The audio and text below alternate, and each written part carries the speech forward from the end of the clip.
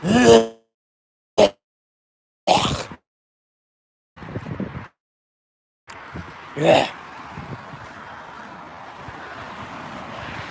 Hey everybody.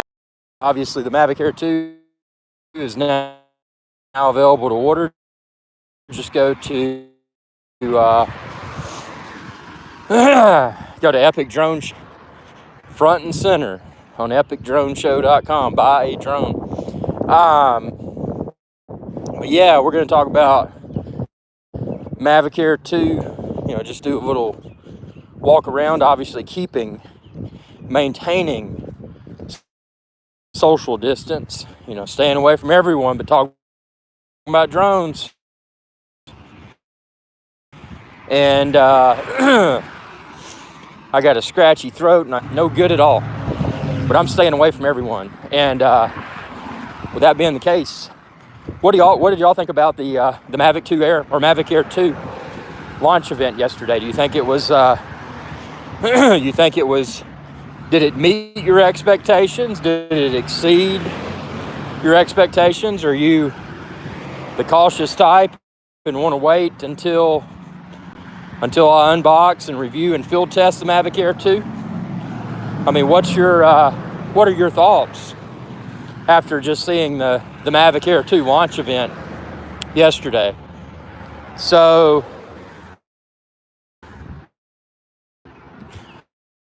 excuse me. Yeah, so it's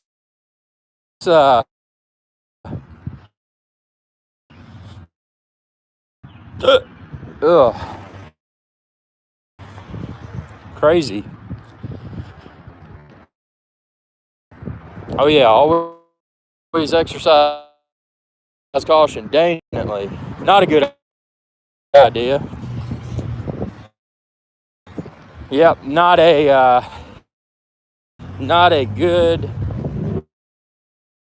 idea to get near high.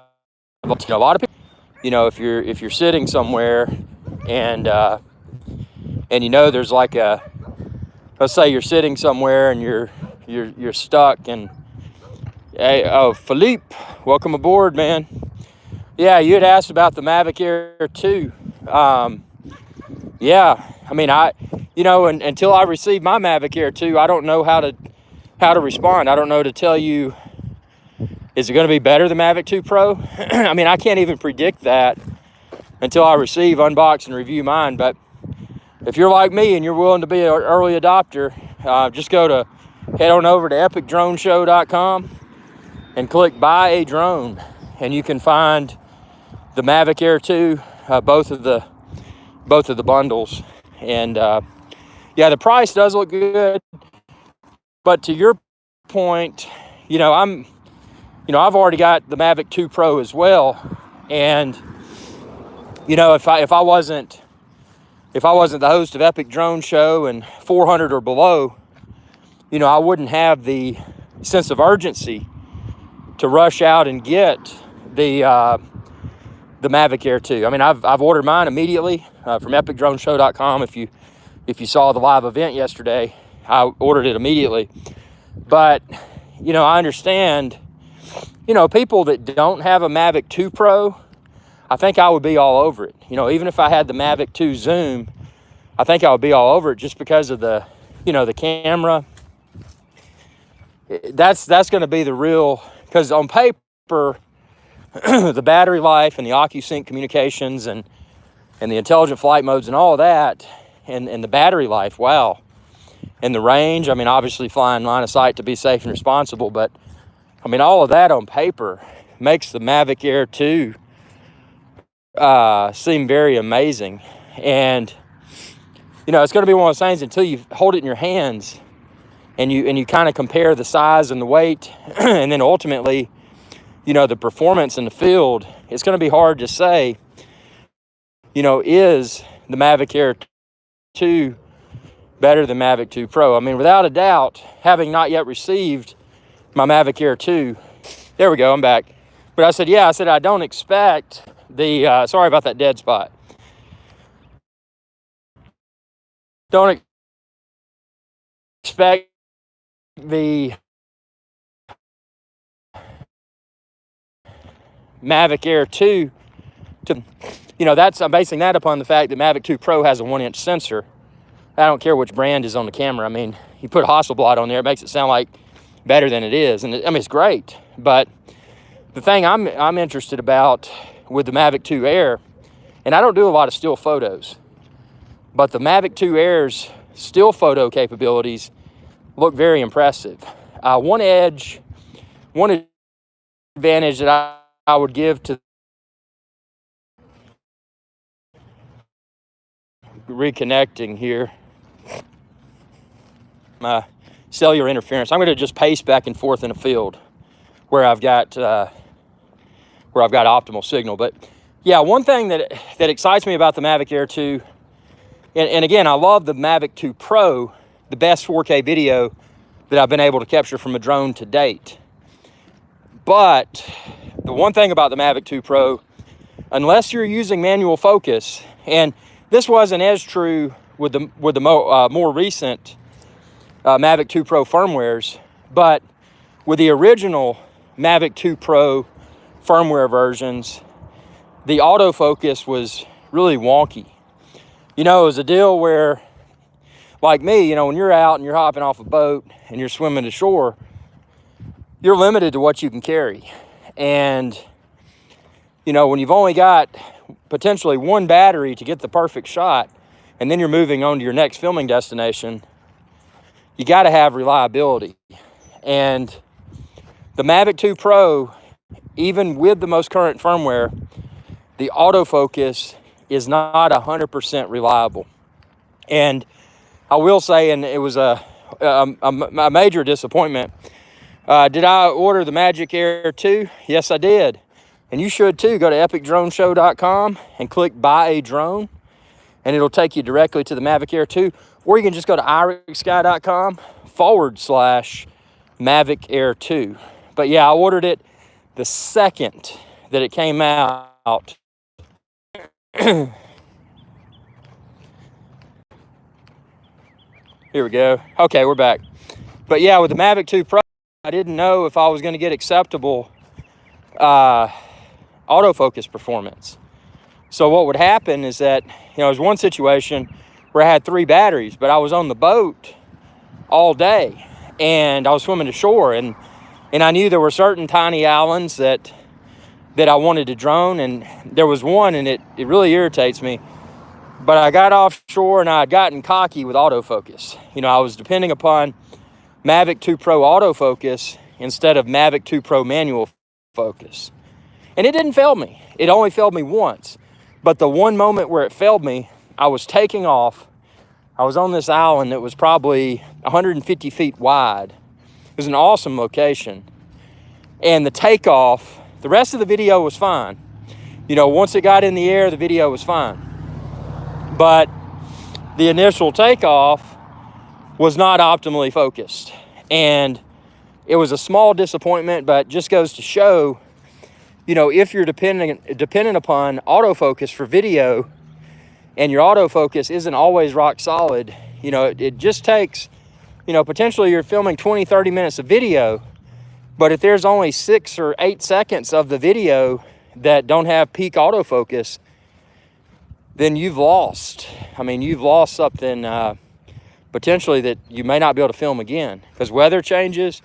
You're not going to be in the same spot at the same time. If you go to the same spot, there may be people there. There was nobody on this island. I had the entire island to myself, and just a few seconds of autofocus failure. But the reason I'm saying that is that with Mavic Air 2, I'm excited about, it will not have a 1-inch sensor like the Mavic 2 Pro, but it will be a rock solid autofocus system, I'm sure. That was something even with the older Mavic Air. It had a small camera on it, but man,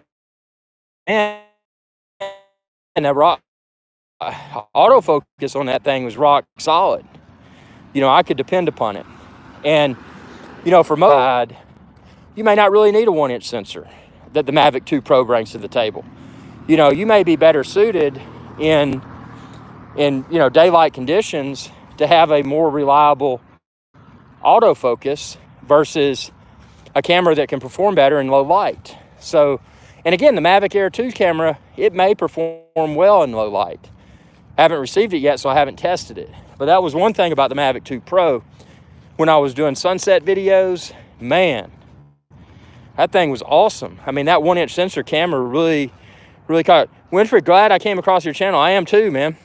What are your thoughts about the new tracking system? Ha ha ha. You ask a key question, Dale.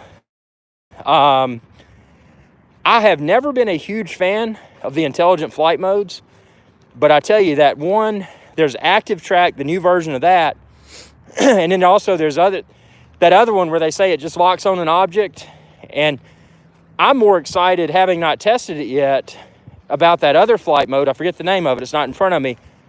Than I am the Active Track. But yeah, man, those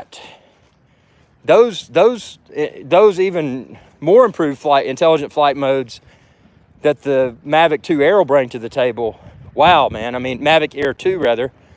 That's going to be exciting. I mean, I am pumped, and I can't wait to field test that. The unfortunate part is that because of this corona, you know, the ability to travel and get some really good shoot locations is going to be gimped for an indefinite amount of time. So, you know, that being the case, it's actually an opportunity. So the opportunity being, like you were saying, you know, what about these new flight modes? Do you think DJI will make a new update on the Mavic 2 Pro to improve the autofocus? I don't. And the reason I don't is that I'm kind of the oddball when it comes to Mavic 2 Pro customer. You know, and I use on my Sony Alpha cameras that aren't on drones, I always like depth of field. Check out most any of my videos, and if I'm using autofocus, well, the A7R4, it has amazing autofocus. I can use it for depth of field. But if I really want to nail something that's really shallow depth of field, and I want to blur that background, but just have peak focus on just a small object, I kick it over to manual focus. And see, the same is probably true for a lot of your Mavic 2 Pro customers. You know, they're probably wanting to use that camera, that 1-inch sensor, to get some incredible depth of field and utilize manual focus to achieve the desired look. So that's a Mavic 2 Pro customer. I'm kind of the oddball.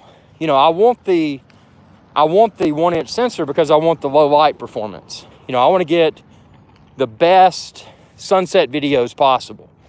You know, I want to get all of that. But for me, when I use a drone, and there are rare situations where I don't use it for this, but for the most part, my drone videos are landscapes. You know, I'm flying over the ocean. I'm flying through the forest. You know, I'm out in a large environment. And within those large environments, what's usually most important for me is capturing as much of the environment as possible, which means that I want to have everything pretty much well focused. So using manual focus in that scenario doesn't benefit me. So, you know, from that perspective, I think for me, and God, the specs on the Mavic Air 2, you know, the specs, having that incredible range, which obviously I always fly line of sight to be safe and responsible, with that incredible range, coupled with that incredible battery life, I mean, on paper, we've got a drone that is, on paper, is potentially the only uncertainty, again, and until I get it, I won't know. But if that camera performance, if the Mavic 2 Air's camera performance somehow surpasses the large 1-inch sensor camera's performance on the Mavic 2 Pro, I mean, we may have, DJI may have thrown the coffin in there, the nail in the Mavic 2 lineup's coffin.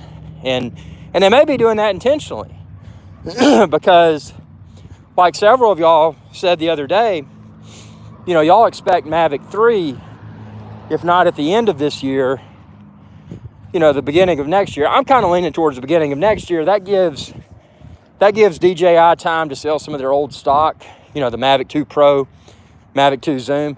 And it also gives them the opportunity to really sell a lot of the new Mavic Air 2. But, sorry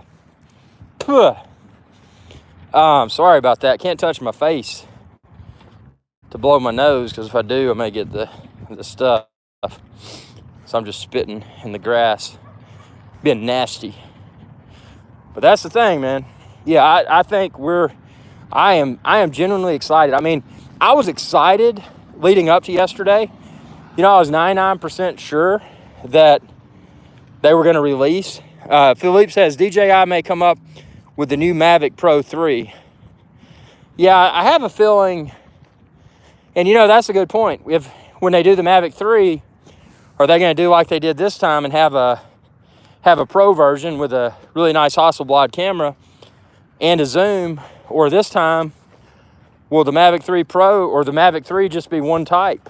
Will they not offer a zoom version? Or better yet, what if they brought a modular camera option to the Mavic 3?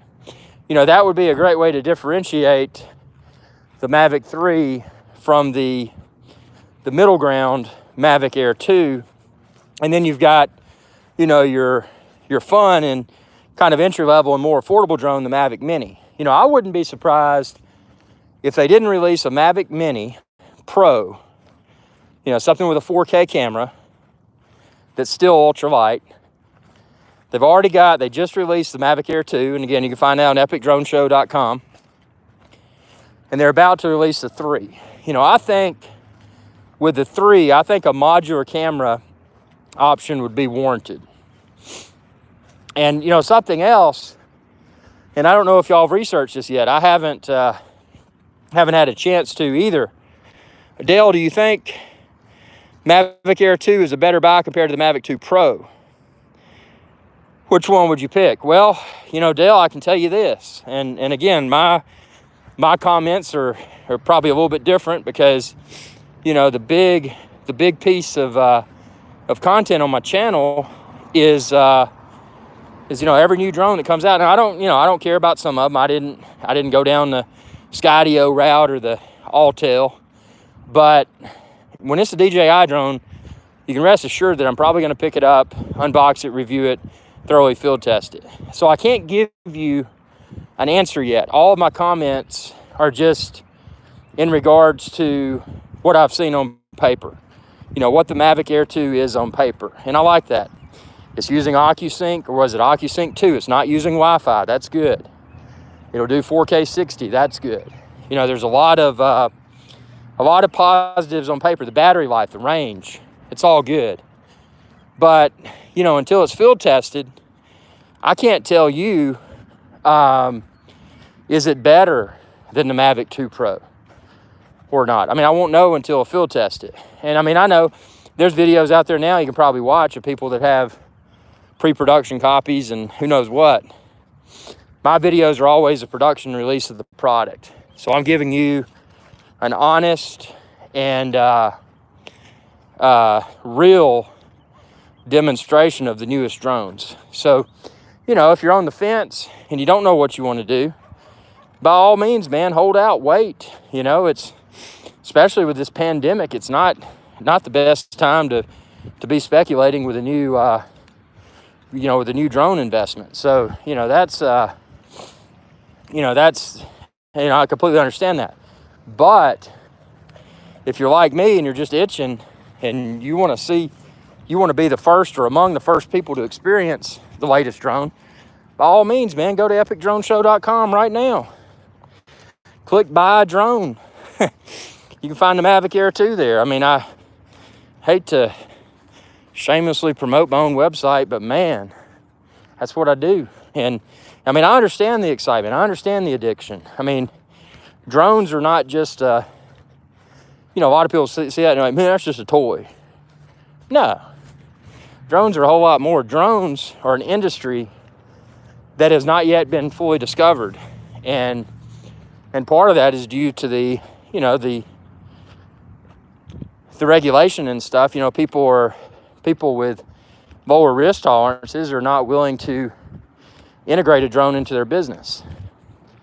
But people that are innovative thinkers, you know, they're finding ways to incorporate drones into their businesses already.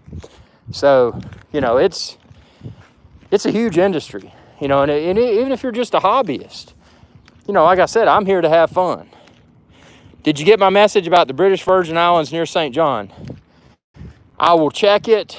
I haven't yet, but I'll check it after the live show for sure, man. Philippe, I'll check that. Unless you want to ask on here, maybe I can answer it live. Go ahead. But yeah, I mean, seriously, just go ahead and ask, and we'll chat about that too. But yeah, I mean, drones are, you know, they're a technology that, you know, is not yet utilized, and that's the thing with this channel. I mean, drones are an integral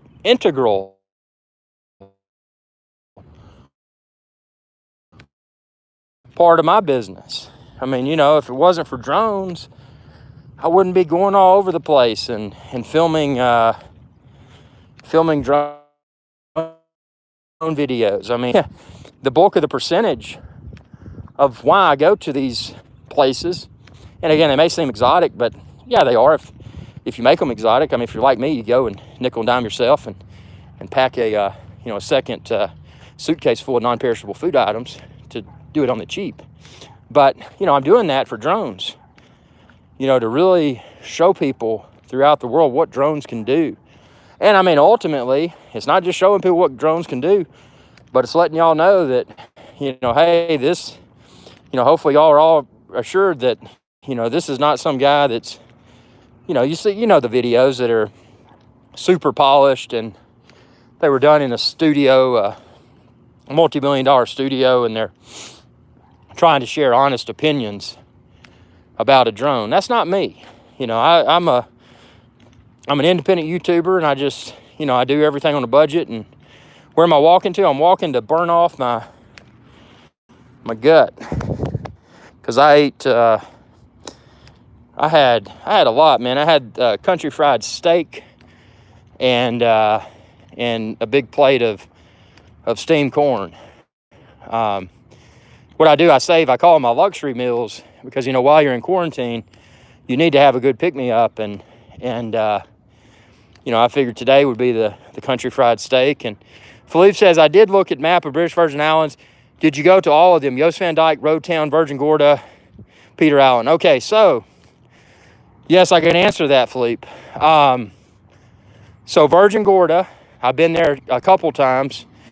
Now, that's a longer boat ride, especially from St. Thomas and St. John. So if you're doing Virgin Gorda, and especially if you're getting a captain, I would make that my one stop, because it's going to be more nautical miles to and from. Now, it's awesome. You know, the bass, you crawl through them. It's caves on the ocean. Really amazing place. Amazing beaches. Peter Island, I have been there. Actually, I stayed a week there, and it's got, yeah, my finger, you're right. Thanks, man. Cool, Josiah, appreciate that. But, yeah, the big rocks, pictures and videos don't do Virgin Gorda justice. You just got to go there, man. But Peter Island was awesome. I actually went to Peter Island for my honeymoon and took a sailboat from Peter Island to Virgin Gorda. And that was a really good sail. Peter Island, unless you're staying on the island, I probably wouldn't go there, because it's an awesome place, don't get me wrong, but I've never been the type person that's, at least I don't think I am, the type person that's snooty and this, that, and the other. And the one thing about Peter Island, and again, it was a honeymoon, and so it was expensive, but, you know, when you're there, you're probably, the staff are incredible. It's just really nice people, really good food. But the people you may run into, man. I mean, we ran into another couple, and they were really nice. Super nice people from New York. Just, you know, really successful, friendly people. And then we ran into this group, and I never will forget this story, but I'll tell y'all the story. And they were from, I think they were from Dallas. Yeah, they were from Dallas. And it was like this, I'm trying to think of a good, if you've ever seen that show on Netflix, it's called, no, the Business Card Medal, that was Turks and Caicos. But yeah, it was funny you remember that. So the people from it was Dallas. Yeah, it was Dallas, Texas. If you've ever watched that show on Netflix called Schitt's Creek, if you haven't, you need to check it out. It's hilarious. But these people on Peter Island that were staying there when we were there, they were like the Schitt's Creek family, except they were snooty. So if you can imagine that, just a really airheaded and arrogant and snooty bunch of people. And like the whole time they were there, they talked like the people on Schitt's Creek, and they were just talking about these retail stores and in Dallas and this, that, and the other, and they were miserable, and they were on Peter Island, and they couldn't wait till they got out of there and got on and they took a helicopter from Peter Island to Necker Island, which Necker Island is right next to Virgin Gorda, just a few nautical miles from it. And that's Richard Branson's island. So these people, they either had money or they thought they did, but they were very snooty and arrogant. And I remember, I mean, that's not, obviously not the highlight of my trip to Peter Island, but it's just an illustration. You go to some of those places down there, and you can run into, and I mean, I avoid everybody anyway, but you can run into some really snooty people.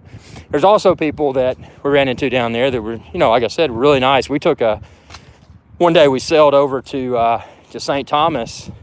We sailed over to Virgin Gorda, and then another day we got on this mega yacht, not mega yacht, but it was probably about a $2 million US yacht, decent size. And we took it from Peter Island and pulled up in front of Charlotte Amalie Waterfront Shopping in St. Thomas. So we pull up, and the two people, the other couple that was with us on that yacht trip, they were really nice. And we went, we pulled up, and everybody's looking at you. It's like, who the heck is this? It's like parking at the front of the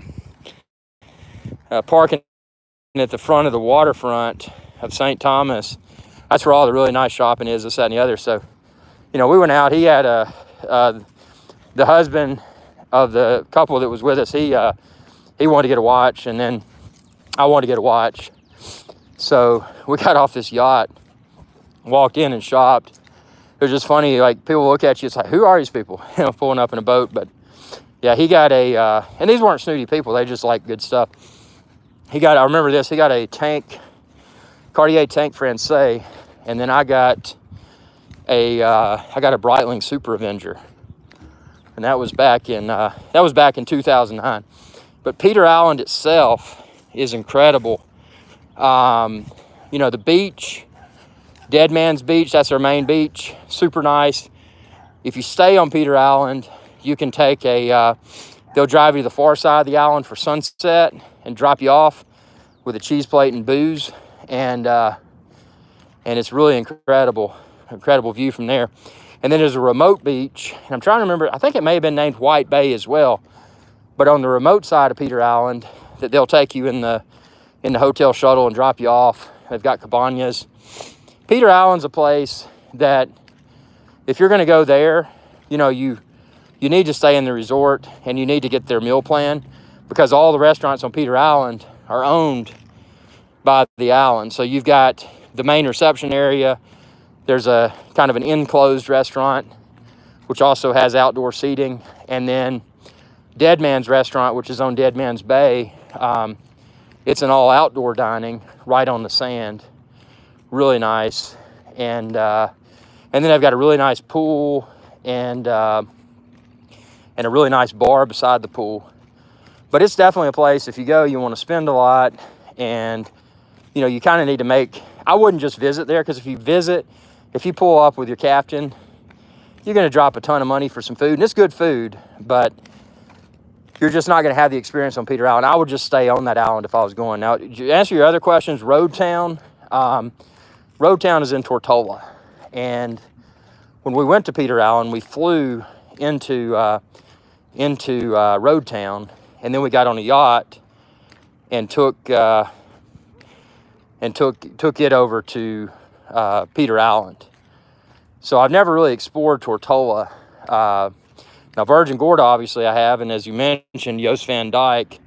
And then the videos, the drone videos I sent you of Sandy Cay and also Sandy Spit, those are little tiny islands, just a few nautical miles from Joost Van Dyke. So if you go to Joost and you get a captain, say, hey, I just want to make a day of Joost Van Dyke, but on the way there, you know, I want to stop at Sandy Cay, which is a bigger island, uninhabited. And then I also want to stop at Sandy Spit, which is just a tiny speck of sand. And then you want to go to Soggy Dollar Bar on White Bay. And you want to do those other two islands first, because when you go to Soggy Dollar Bar, I mean, I don't know if you're a drinker, but if you are, you'll probably end up getting wasted. Back again. Yeah, I'm coming back. There we go. Sorry about that. If I break out, I'll be right back. I got plenty of battery.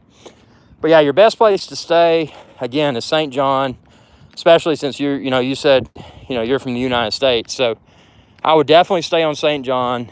And if I only did one trip off of St. John, the only trip I would make, if I was only going to do one, I would get on the People Ferry as soon as I got to St. John. Yeah, you can. Oh, if you got the Marriott, you can stay at Marriott Frenchman's on St. Thomas. That's a really nice place. And the thing is, if you stayed at Marriott Frenchman's on St. Thomas, that's kind of towards the eastern end of St. Thomas, where Red Hook is. Not far at all from Red Hook. And Red Hook, there's a People Ferry. So what you could do, you could stay, since you work for Marriott, you could stay at Marriott Frenchman's on St. Thomas. Yeah, Weston and St. John's even better. You're right, that's a Marriott property. That's on Great Cruise Bay, really nice property. Here we go. $89 a night. Dude, that is even, and I'm like turbo thrifty travel guy. $89 a night, that's a steal, man. That is, yeah. For the Westin, and then the good thing about the Westin, man, not far at all from Cruise Bay, where you got the restaurants.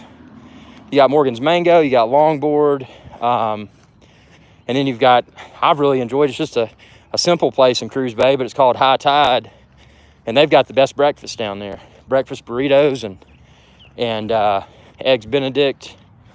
Yeah, really good. Even start out your morning with a painkiller, which is a rum drink. It's kind of cool. So yeah, man, I would stay on St. John. That's your best springboard. And again, if you stay there, so the People Ferry, very simple. Yes, Dale, I have my Part 107. We'll chat drones. So real quickly, the People Ferry, what you want to do when you're going to St. John, a week or so before, check the ferry schedule. And the easiest way to do it, you know what I would do? The day that I get there, I would go down to Cruise Bay, and the little People Ferry port, it's right there. It's not the car ferry that you car ferry over from St. Thomas on, but the People Ferry is right. If you're in Cruise Bay, where all the little restaurants and all that on the water are, that water right in front of High Tide Restaurant, that's where the People Ferry is. Go there, say, hey, which days do your ferries run to, it's just a little shack type thing. And ask them where, which days of that week they're running to Yoast, and they'll tell you. And more than likely, and sometimes, peak season, they offer more trips, but especially if you're in low season, they may, they may not have as many options, but typically they'll leave, I think it's around around 9 a.m. And you get to stay till I think it's 4 or 5. I mean, it's a full day, and it's not expensive. Yeah, 9 a.m. And it's idiot proof. I mean, the only way you could mess that up is if you took the people ferry over to Yost and you got so hammered that you forgot to get back on your people ferry, because it only runs runs in the morning and then it takes you back. So if you got so wasted you forgot to get on it, that's the only way you could mess that up. How much is it? How long does it take? Man, I can't remember numbers. Off the top of my head, was it maybe $75 US? I can't remember. And I mean, it's just a very chill. I can't remember the time. Maybe a 45 minutes. I can't remember if it was one way or both ways. I really don't remember. It may have been round trip. It wasn't unreasonable. I mean, it was where you're really gonna get it is when you get over to Soggy Dollar Bar. If you drank, those drinks are so good, man. I mean, that's a place I went with drinks. Between my wife and I, drinks and food. We had lunch at Soggy, and then got some souvenir shirts or whatever. I think I dropped, and keep in mind it's UK. Yeah, definitely. But again, the thing with the people ferry, it's only going to take you to Yost, or it's only going to take you to Virgin Gorda. It's not going to let you island hop and do like the Sandy Cay or the Sandy Spit. Which that's not a problem. But yeah, I think for that day, our most recent trip, which was back in 2019, and keep in mind, the British territories usually include gratuity, so always check your thing. The name of the bar on the beach is Soggy Dollar Bar. It's one of the most incredible bars in the world. But yeah, I think I dropped, with the drinks, the food, the shirts, I think that day for both of us was about $250 to $270. So that was just food, drinks, and a couple souvenirs. So I mean, it's worth every penny of it. And again, like anything else, it always, as far as travel advice is concerned, I always say, get it, which especially these times now are kind of weird because you don't know what this virus is going to do to impact stuff. But in traditional times, what I would always do is book, because see, I don't work for Marriott, so I don't have that deal. That's a really good deal, by the way. But I always look far out, so maybe a year out. And I'll sort the vacation rentals low to high in price, and then I'll look for the lowest price ones that have the most amount of reviews, and then of those reviews, of those locations, the ones that have the most positive reviews, and that's what I'll book. But if you don't do that in advance, your lower dollar vacation rentals are probably going to be unavailable. So I booked that out, and then that way I've paid for my room in full. And then the next thing I do is start saving up for the entertainment, for the off-island entertainment, such as the boat trip to Yost Van Dyke or Virgin Gorda. And depending upon how my YouTube business goes, what I may do, I may say, well, it's been a profitable few months, or it's been a slow few months. What I'll do is I'll say, okay, is there one trip off island? Is there two? We're staying 7 nights, we're staying 9 nights, 12 nights. What's in the budget? What's in the Irish Guys Adventure Channel budget? So ultimately, when I arrive at these destinations, number one, I'm staying at a nice place that I booked far in advance, that's super affordable. Again, around the $100 US dollar per night mark. I've already had my budget put together for off-island excursions. Obviously, trips to film YouTube videos and capture some content that a lot of people wouldn't know existed, and even if they did, they may not have the cameras or the time to go do that. So I like to fully thoroughly research a location and make sure that I'm getting the maximum impact for my spend. And that's so then I've got my my room and board paid for. Always take a drone, Dale. And then I do, what's the word for that? And then I do the off-island stuff, you know, get my budget for that. So once I arrive, I owe nothing. And then, you know, anything else that, you know, may come up, it's, well, you know, my meals, I just treat those like I would meals anywhere. You know, I expect to spend X amount per day to eat. And then the quality of the meals is dictated by the success of the YouTube channel for the months leading up to that. So if I've done really well and I've had a lot of super chats, oh, by the way, everybody, you can super chat or super sticker. This is a live event. But if I've had really good few months, then I'll probably opt and get some good meals. There's a place that has reopened. It used to be at Canil Bay in a sugar mill, in an old sugar mill. It's called Zozo's. I have not been there yet to the new location, but they opened on an island close to St. John. And you take a ferry over to the restaurant.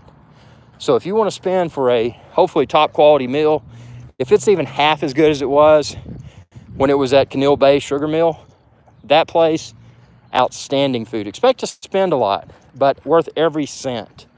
So, you know, those are the meals that I have if the YouTube budget allows me to do so. So, I mean, that's, you know, planning, you know, this to me is a business. And, you know, jumping over to, was it Brad that had the question about part 107? Yes, always take my drone.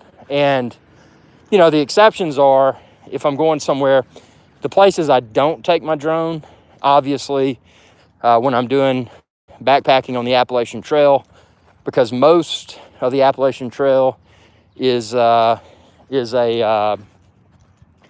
national park, at least in the Smoky Mountains. So that I don't even worry with it because I know I won't be able to fly.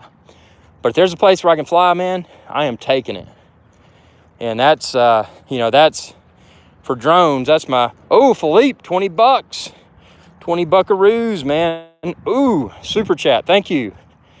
We have super chats fired off here. So if y'all want to follow in Philippe's footsteps, feel free to super chat. No pressure, because I understand these are crazy times, but I appreciate that. And yeah, so go everywhere with the drone. Will do, man, will do. I need to drink something to cure this scratchy throat that I've got, man. It's I'm hoping a lot of it's pollen, but anyway, I'm keeping my distance from everyone, so if I am sick. Have you been flying drone lately? How often do you tend to fly?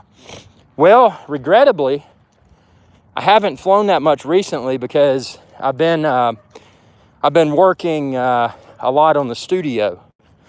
Something I've been devoting a lot of my free time to is upgrading the YouTube studio, and that's been kind of a, because I do have multiple concurrent career pursuits.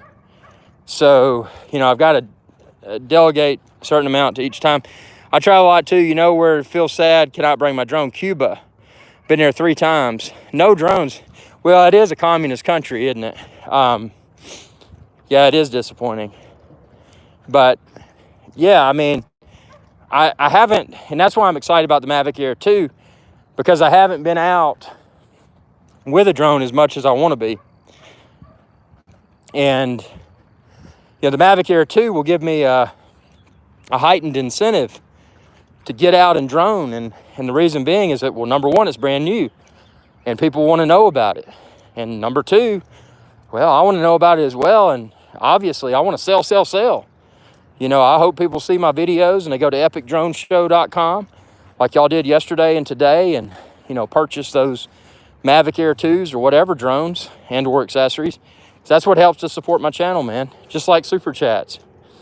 And that's the whole thing, man. Any info on the delivery date?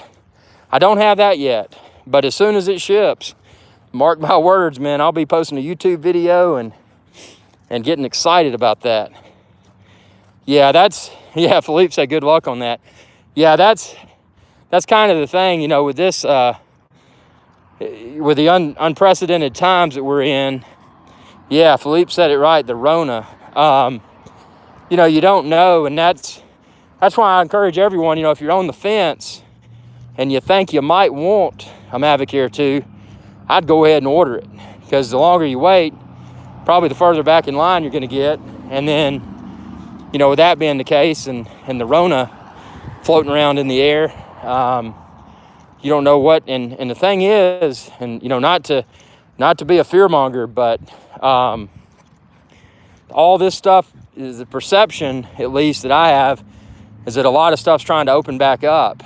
And number one, it makes me, and maybe I'm a coward, I don't know, it makes me super nervous, but I feel that that the perceived push by a lot of countries and a lot of states within those countries to open up is potentially going to backfire in a big way. You know, if people are sick and they're not well yet, and then you just throw everybody out, hey, go about your life, everything's fine, that's a deadly combination. Yeah, the price of the Mavic Air 2 is definitely, they've priced it right. And, you know, I was, again, one of the biggest things about the Mavic Air 2 that just put a huge smile on my face when it released, and I ordered it from epicdroneshow.com last night,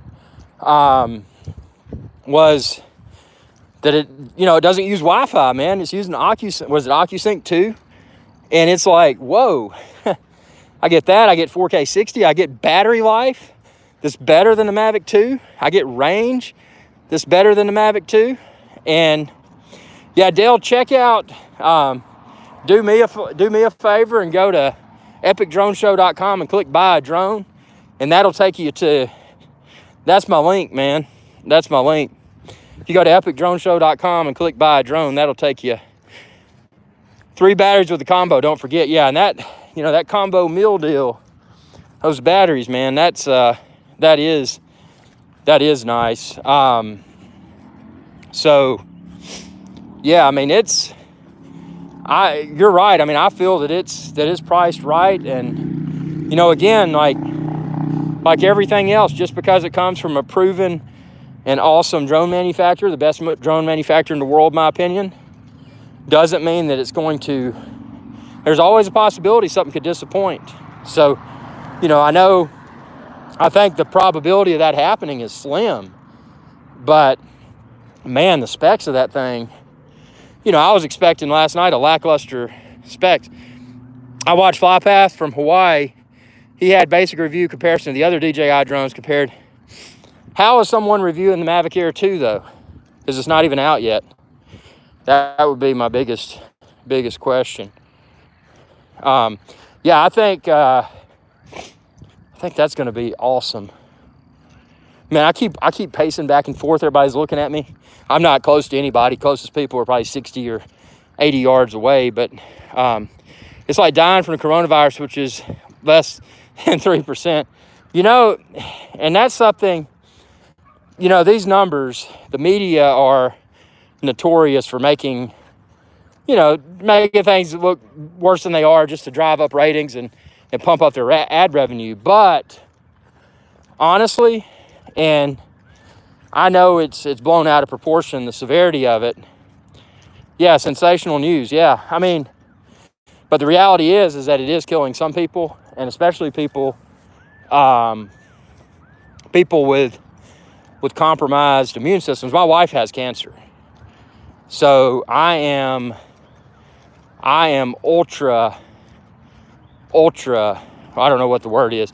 I wouldn't say paranoid, but I'm ultra. What's the word for it? Ultra vigilant rather, about my stuff. Because the thing is, if I'm doing something and unknowingly, you know, come back in close proximity of my wife and daughter, it's not me that is of concern. Because I mean, obviously, I'm a fat dude. You know, I could lose some weight, but you know, I exercise, and I feel that compared to a lot of people, you know, I'd be okay. But you know, with a wife, that has survived cancer, but is still undergoing, diagnostics every 6 months. And the daughter that was born prematurely, there are, she'll be 3 this year. So there are things that, take the,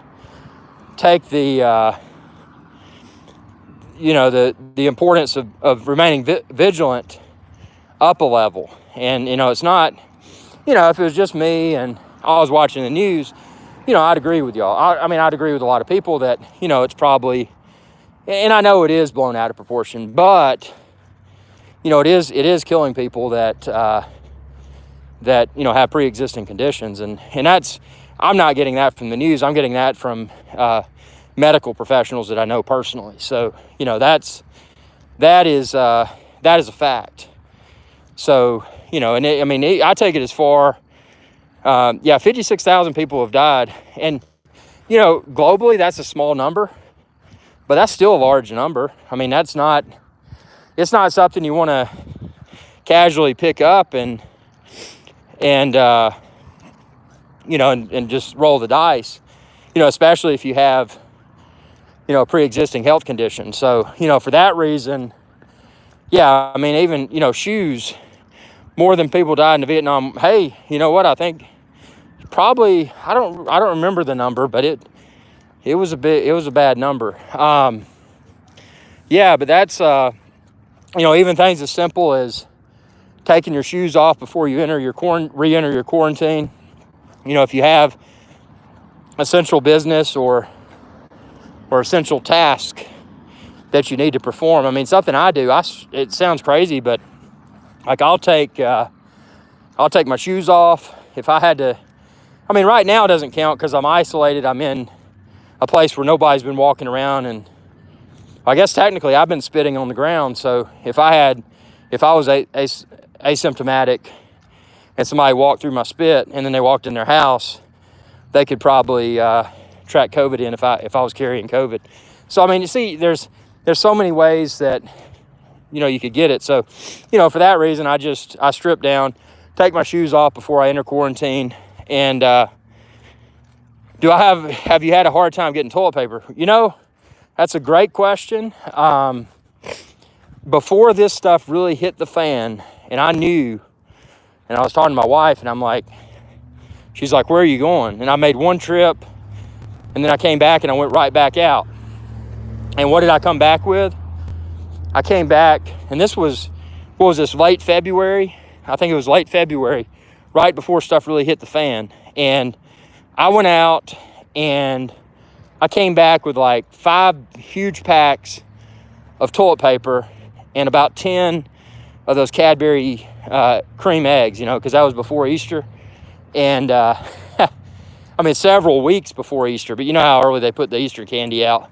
So I had all that, and she's like, what are you doing? And I'm like, I'm going back out. I'll be right back. So I went back out, and I got some more chocolate Easter eggs, and I got about 4 or 5 more big packs of toilet paper. And I already had toilet paper because I subscribe and save with Amazon. Check out my link to my toilet paper on Amazon. Just go to irishguy.com and search for toilet paper, and you'll find the link there. But I subscribe and save to that. And, so I was doing the math, and I can, with the amount of toilet, and I'm not hoarding. I did not hoard. I proactively purchased a reasonable quantity before everything started locking down.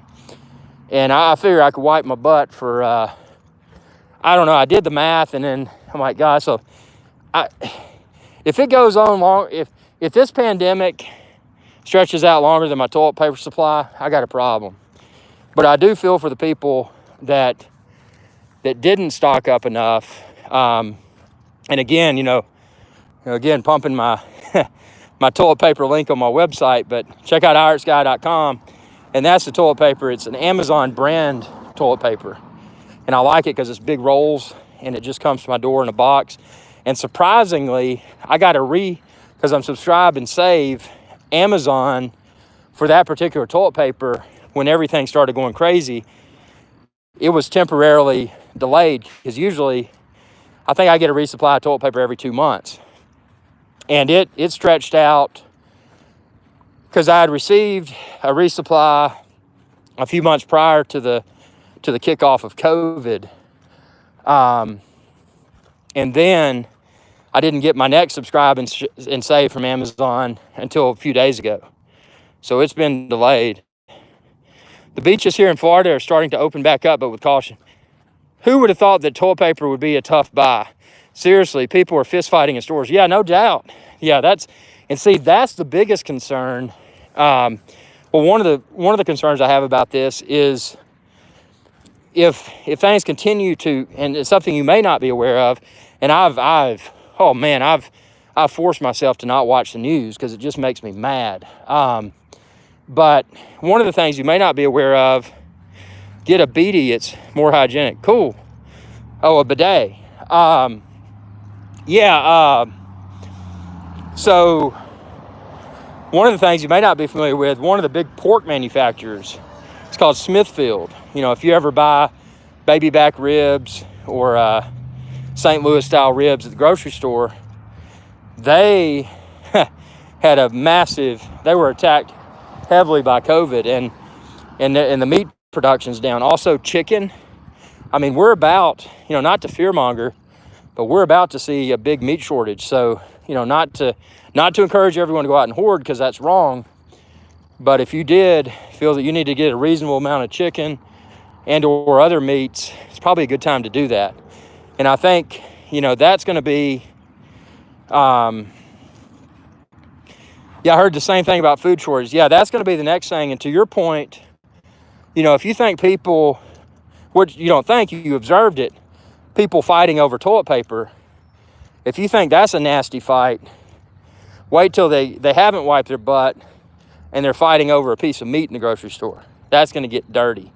And that's the biggest next step pain point beyond the virus itself. Again, a lot of people can dispute the severity of the virus, which I agree with that. That's a fair statement. But, what we're going to see is if it doesn't correct itself soon and we have food shortages on top of toilet paper, on top of, horrible unemployment numbers, that's when the real problem's going to come into play, and that's going to be the violence. And, I'm not a fan of violence, but, I will say I'm a strong advocate of the Second Amendment, and that I'll just leave it at that. But anyway, so it's But the good thing is we got Uptown Disco says, I'm not a gardener, but I have planted a load of potatoes this year. Potatoes are great, man. Do you have an air fryer yet? If you don't have an air fryer, you need to get one. Over 30 years living in Florida, it's normal to have extra for hurricane season. Yeah, I bet, man. The hurricanes down there are pretty wicked. Yeah, man, I'd tell you, get you some fresh potatoes, and I like to just cut up a potato in like steak fry size and then toss it in a bowl with some garlic powder and sea salt and freshly ground black pepper. Toss that around with some olive oil, air fry that. Boom, you got your steakhouse garlic fries. And in your case, you got it from your own garden. That's awesome, man. Dale, I'm hungry now. What's your favorite food to eat? Well, I like everything. I would say my favorite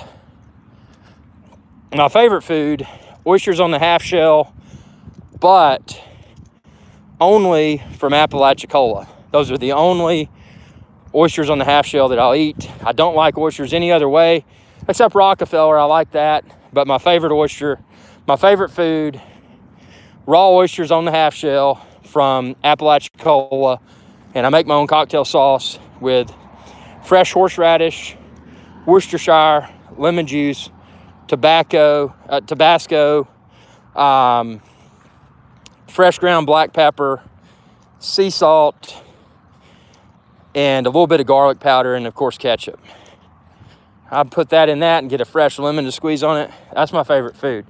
Now, that's one of my favorite foods. What I really love is yellowfin tuna. And, you know, that's my food when I'm in the Caribbean, you know, just getting a fresh, literally off the boat. They bring it up to the dock, yellowfin tuna, just searing it a little bit. I don't like it. I like it a little bit more cooked than some people do.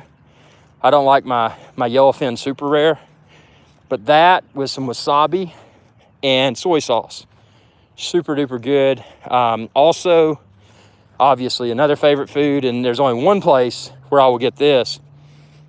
And yeah, a little bit of pink's good in ahi, and some people like it really pink. But yeah, the Bermudian fish chowder, and that is only, and I'm sure they've got it in other places, but I only get that in Bermuda. And there's a place, if you're in Bermuda, and it's just a little hole in the wall, but it's in Hamilton, which is downtown. It's kind of it's the city in Bermuda. It's a big banking mecca. And I was down there in Hamilton, and I said, hey man, dude was laughing at me because, you know, I guess I had a different accent. You know, they speak British and that sort of stuff. Speak British. They have the knee-high socks on and shorts, the typical Bermudian like business attire. And I'm like, I saw this dude. I'm like, he knows how to eat. You know, he was kind of fat. I said, hey man, I said, where's the best place around these parts for Bermudian fish chowder?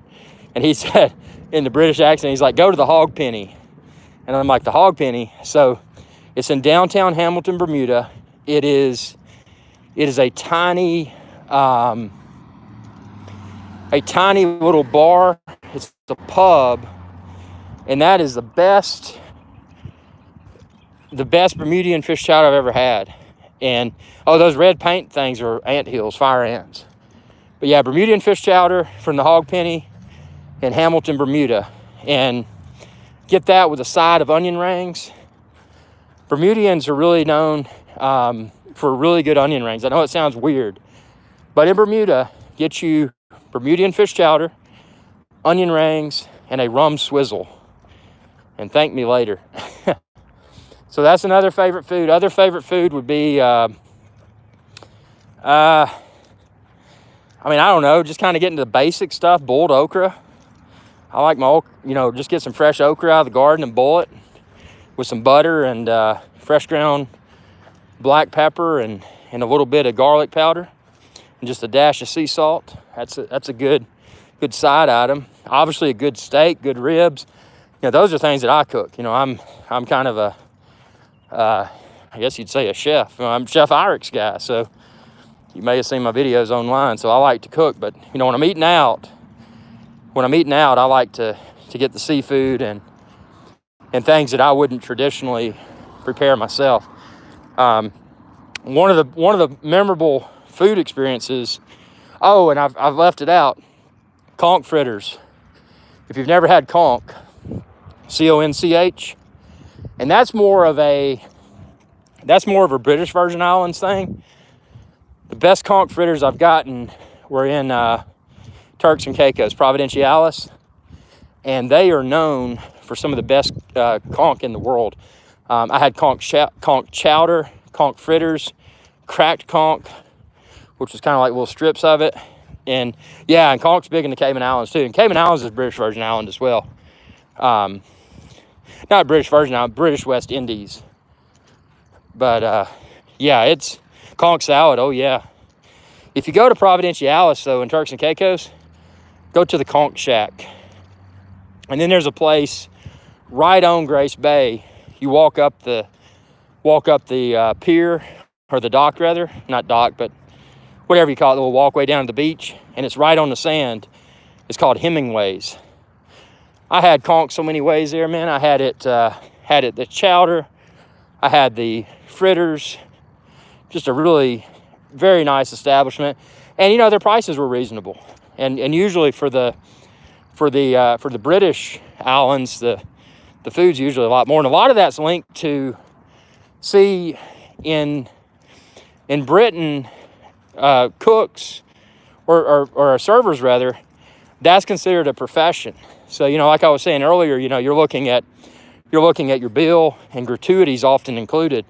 That's typically a British thing. So they take a lot of, you know, the the people that work in the restaurant take a lot of pride in their job. Obviously, the cooks, they're very, very passionate about it.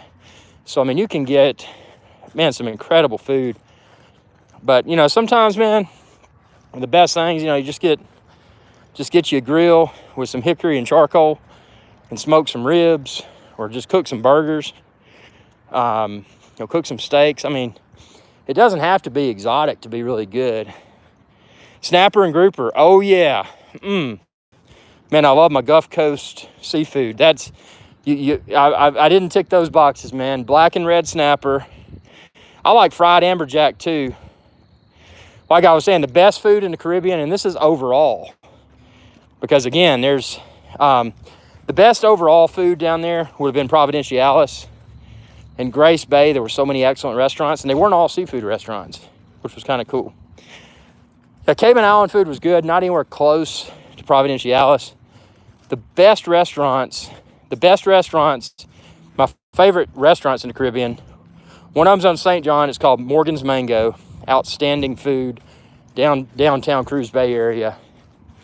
The other place is in St. Kitts, and it's called oh man, Spice Mill. Really good food, Caribbean food. Another place in St. Kitts, and it's the complete opposite spectrum from Spice Mill, but it's a funny name. Man, am I forgetting this? It's called Spratnet. Spratnet, that's the name of it. And what it is, it's so unique. It's out past Basse-Terre, kind of in the local area, a local neighborhood. And but they sell their fish until they sell out, and that's it. And they've got really good Caribbean lobster, whatever their catch was for the day, Johnny cakes, really good food.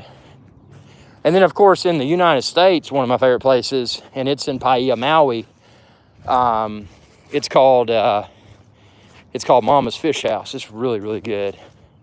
And then, of course, for steak restaurants, my favorite is in New York City, and that's Sparks. You may know Sparks Steakhouse. That's where Paul Castellano was shot down by John Gotti's crew, right in front of the front door. And we sat in the table that they would sit in. It was kind of in the corner. I booked it a few months in advance, and I said, I want that table. And sat in that, and you could see all the entrances into Sparks Steakhouse. But yeah, man, Gulf Coast seafood. Gotta love Sea and Suds. That's been one of my favorite spots for oysters on the half shell. It's a little pier in a place called Gulf Shores. And then I like DeSoto's. Used to like Mikey's a lot when it was upstairs, and then it moved into the gravel parking lot, and it was still good, but I hadn't been there in a while.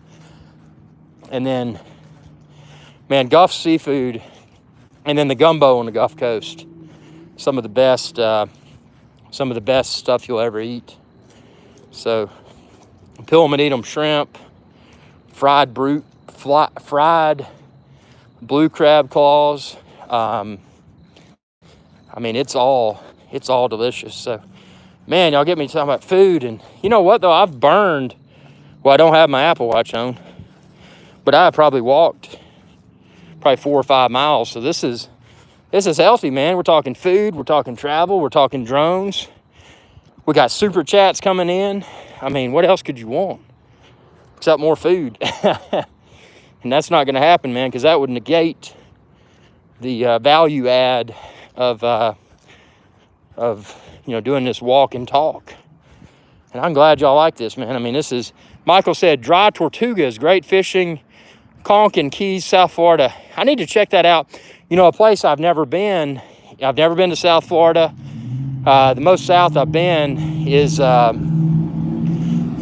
within Florida is Clearwater Beach. Actually, St. Pete, because that was south.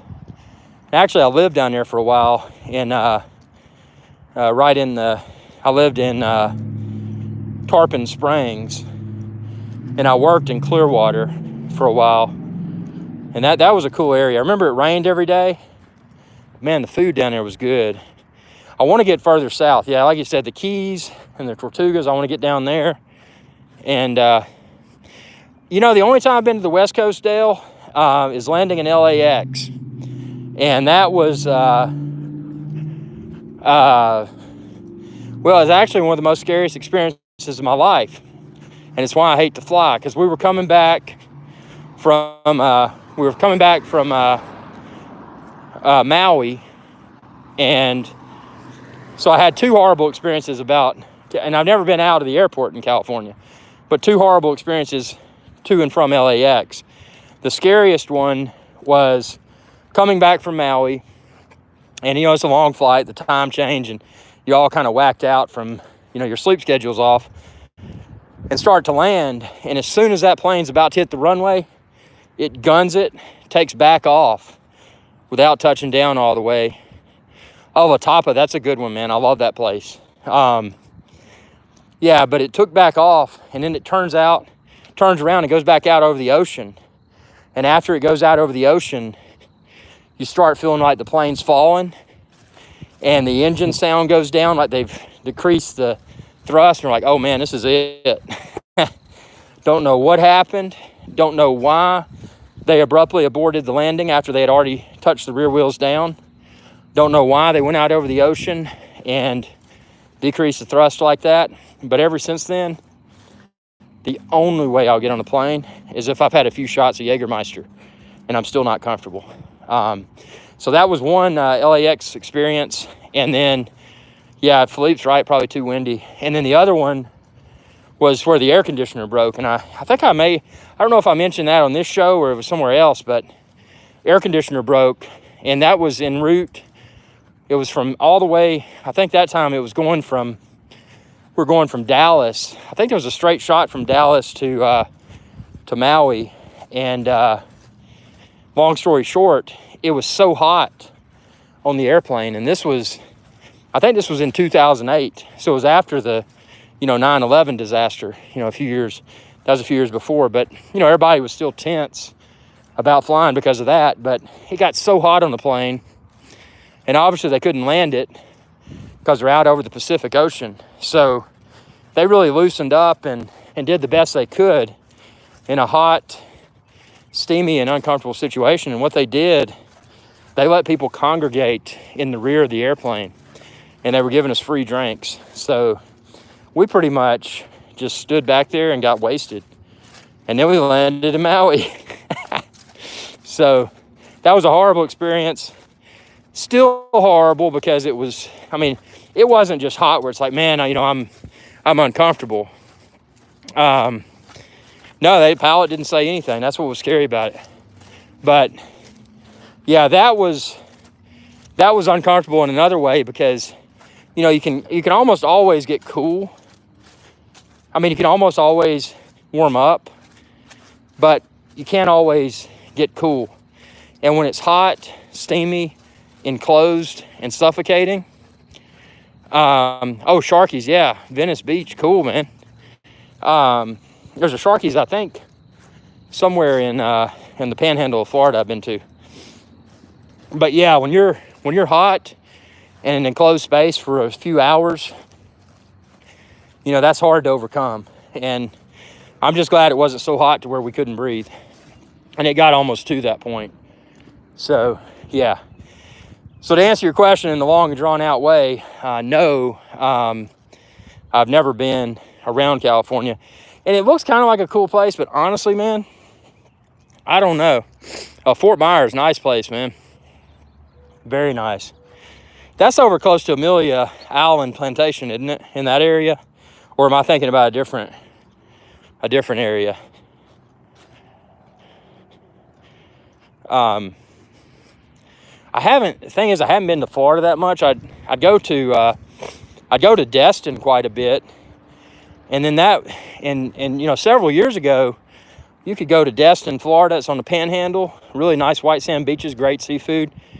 Or you could go to Gulf Shores, great beaches, great seafood. But now, man, those places, they've gone up on their prices. The food's getting expensive, the lodging's getting expensive, and I'm looking at this and I'm like, man, even with airfare, I can go down to the Caribbean and get completely out there in a real tropical environment and not spend as much. So haven't been in a while, man, but I tell you that the Panhandle is some of the best seafood.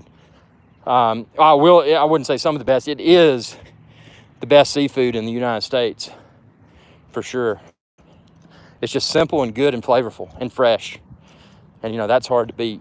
But, well, guys, I really appreciate the super chats and the likes and the shares. And, again, support me on Patreon if you want to, patreon.com/IrixGuy. I'm going to try to do a ton of these live shows. You know, it's just fun, and you know, it's a good way to get your mind off of everything going around in the world. So, with that being said, I have walked a decent amount, and I think I'm gonna take a shower. There's a show on Netflix, and I don't watch a lot of TV because I think it's kind of a waste of time. But there's a show on Netflix. It's called The Outer Banks. And I just started that the other night, and man, it's good. It is some really good stuff. But yeah, I mean, it's there's some stuff out there if you just look for it. But thanks for tuning in, and be sure to subscribe if you haven't already. And check out epicdroneshow.com, and you can find where to order the Mavic Air 2. You should fly your drone tomorrow. Always, yeah, it is relaxing. It really is. I need to, but I think actually what I'm going to do is do some more work on the studio, because I want to get all that fine-tuned, because I've got some content coming that will just, it should blow your mind. So, yeah, wow, we've carried this one on into 78 minutes. Might as well go to 80, huh? I tell you what, if y'all super chat some more, I'll stick around for a few more minutes. That's really cool. That is super cool, man. We're up to 78 minutes, and you know what's incredible? This phone, and I've really enjoyed, this is the iPhone XR. I don't have an extended battery on it or anything. It's just the built-in battery, and I tell you, it does a good job. But yeah, good stuff, y'all. So tell me what you think within the comment section below. And stay tuned, because it's going to get super exciting with with all these drones coming out. When I say all these drones, we got Mavic Air 2 next. What kind of software do you use for video editing? Do you have a good video card? I tell you what, tune in tomorrow. I'll probably be doing this around the same time, probably around 6 p.m. New York City time. Tune in tomorrow, and let's talk about that, and we'll exhaustively discuss the equipment that I use, the computer, the software, the video editing workflow that I use, and then also the how I optimize the workflow with sometime around probably around 7 p.m. ish New York City, maybe a little bit earlier. But yeah, just come with your questions. We'll talk about the hardware, the software, the editing workflow, time-saving tips, the cameras, the settings for the cameras, anything you want to know, man. I'll be an open book. Really appreciate the super chat again. And, that's a nice area, man, Fort Myers. And I really appreciate the super chat. And yeah, we'll link back up tomorrow. Oh, under 2,000, man. Yeah, let's chat tomorrow. You've got a realistic budget to work with. That sounds good. Will y'all be safe and stay away from this corona? You should do a live stream from your new studio. I will do that. Great suggestion, Dale. Thanks, everyone. Y'all have a good one.